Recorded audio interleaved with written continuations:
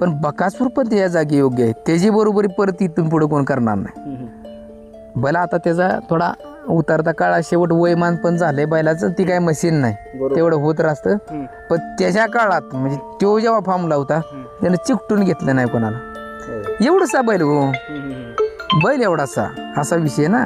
पण त्याच्या इतका दाट बैल पडला नाही कुठला, ही तितकंच खरं आहे. कोणी काय म्हणू दे बैलगाडी क्षेत्रात, त्याच्या एवढं दाट पडल्या 2 महिन्यात बैल पडणार कुणाचा बी बैल असू दे.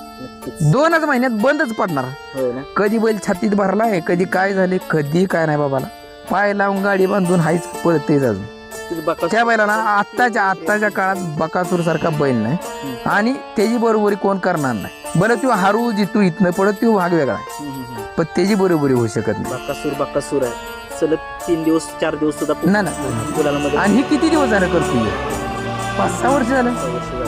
असा कुठला बैल होऊन गेला नाही. बैल प्रत्येक जण आपल्या जागली योग्य आहेत, पण 5-6 वर्ष इतकं दाट पडायचं कोणाचं काम नाही.